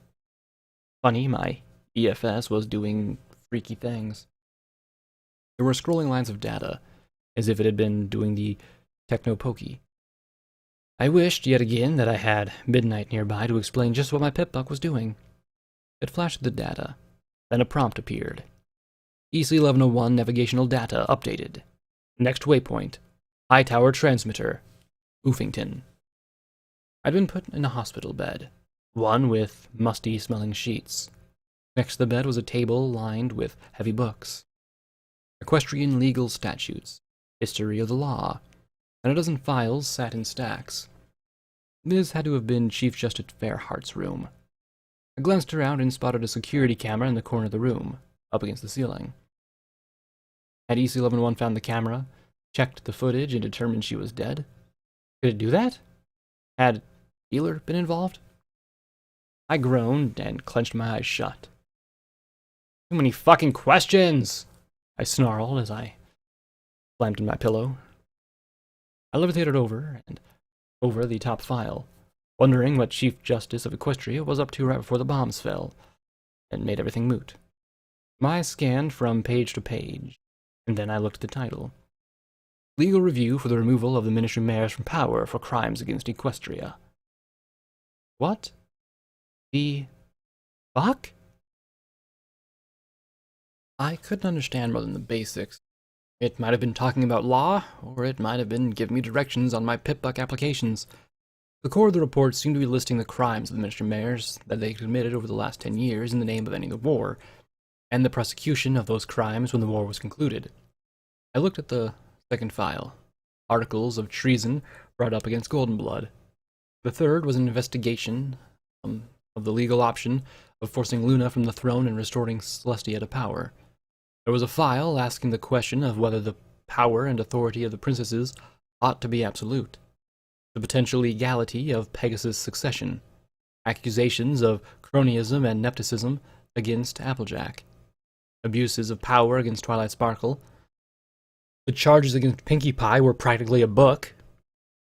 If the bombs hadn't fallen, if Equestria had won the war, what would have happened afterwards? Would Luna have remained in power? Would the Ministry Mayors? I thought of the things Twilight had done. Fluttershy, Rarity. Would I have wanted them punished for what they did to win the war?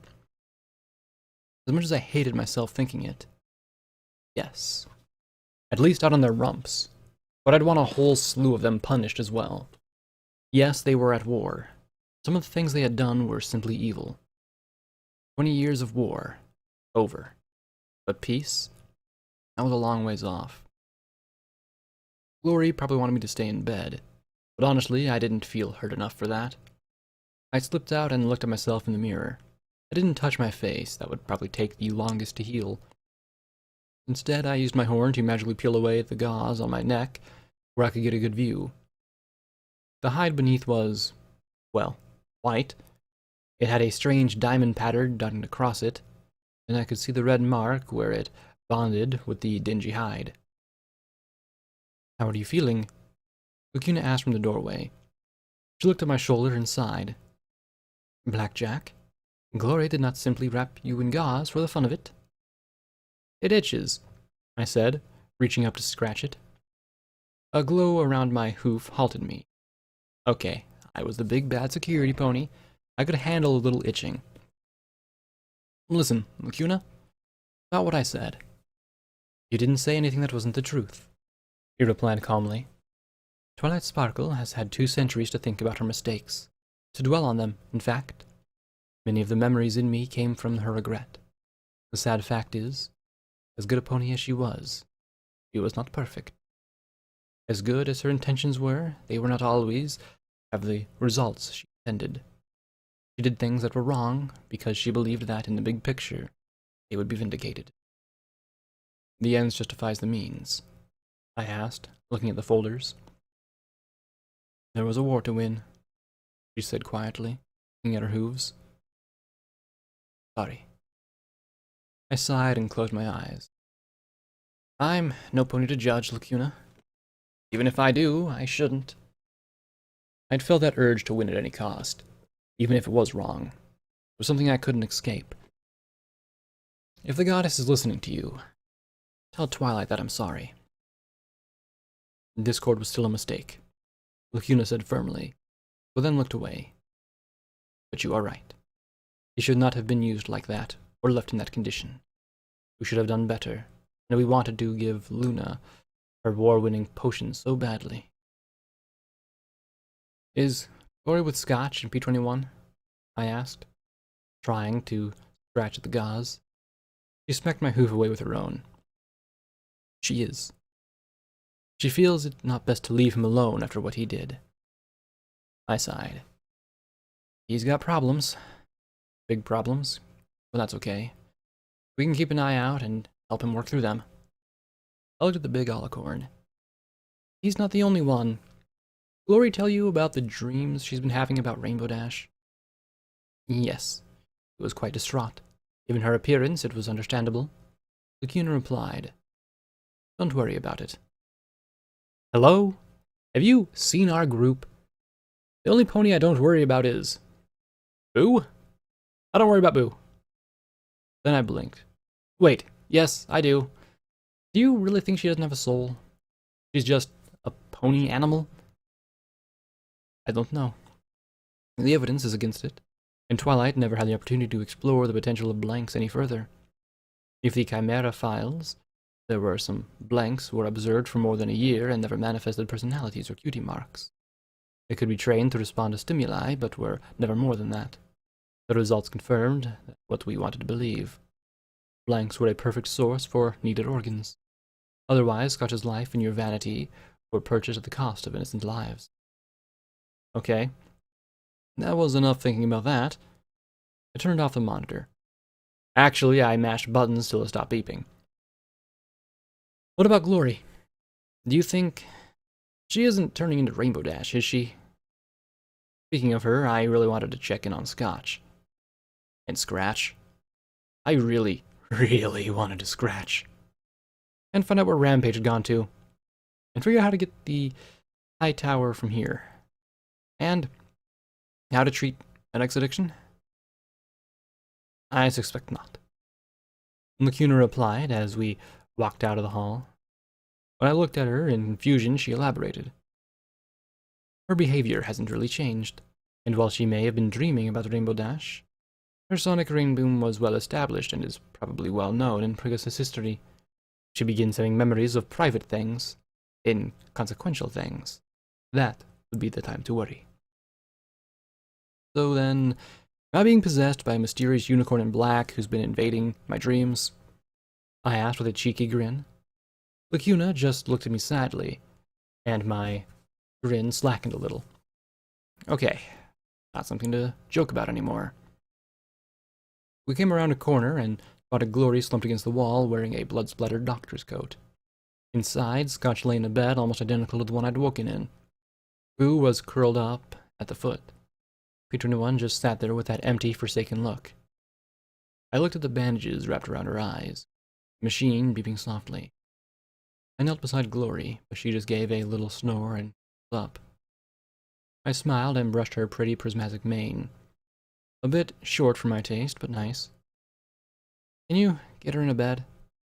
Then maybe find out where Rampage got to? I whispered as I looked up at Lacuna. She nodded once and a glow lifted Glory into the air, cradling her in her magic. Lacuna walked across the hall to a separate hospital bed. I sighed as I smiled, thankful for the kind, quiet, meek Alicorn's assistance. Then walked in and over. Hey, I murmured softly as I tapped his shoulder. He didn't move.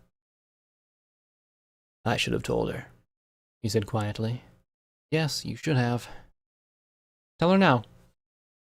It doesn't matter now, he replied softly, stretching up to stroke her blue mane, just like her daddy's.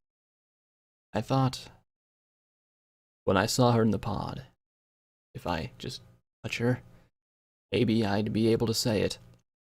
Instead, I killed her. Her heart's still beating, I said as delicately as I could, as if the volume of my voice might finish her off. It still matters. And in case you missed the chain of events, I'm the one who let her come. I'm the one who got her killed. Call me greedy, but I'll take the blame and damnation on this one. I hoped it would give him peace, but instead he gave a low choking sob. Tell her, before she goes into the afterlife. I don't know how to anymore. Do whatever you can, I said as I stroked his tangled blue mane. Then I patted his shoulder and stepped back.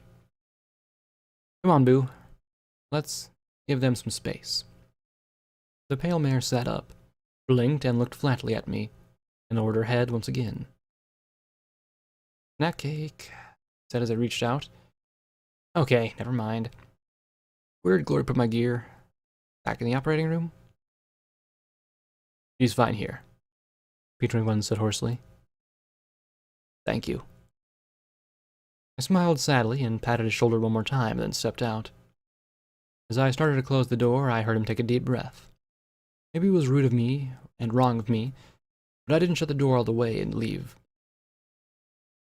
I'm sorry. I know I don't have any right to talk to you like this. I know that you knew. I'm your father. Goddesses, I know I don't deserve to be. I don't deserve your mother's kindness. I was petty enough to resent it, actually. I never wanted to think of my time in 99 as having any consequence or meaning. That it was all horrible. That it was all better left behind and destroyed. He sighed quietly. But that's not true. There were good things. Things I never appreciated. Things worthwhile and good. There was good in 99. Your mother was good. And so were you. Blackjack. Probably a lot of mares. It was always easier to just pretend like you were all over mares. But it was a lie. And it hurts to keep lying to myself like it was otherwise. When you joined us, and you were such a good girl. Braver than I was when I came outside.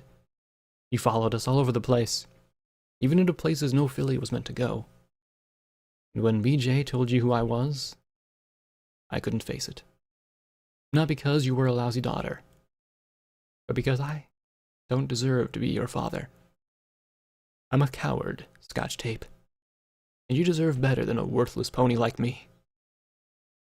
I sniffed as I poked my head in and saw him standing beside the bed, stroking your mane. Then he began to sing in soft, low tones. Together, forever, with each other, that is the way I think it should be. One with another, a friend, like a daughter, that is the way I think it should be. I looked behind me as a sleepy and confused Glory approached, rubbing her tired eyes. I lifted a hoof to my lips, and she looked past me as her eyes widened. And if along the way we find ourselves apart, know that it's not so. You're here in my heart. And if time passes, you'll find yourself alone, scared. Remember my feelings and memories of home. A place called home. Any home. His voice quavered and failed. I swallowed hard, then stepped in. I couldn't sing. Not really.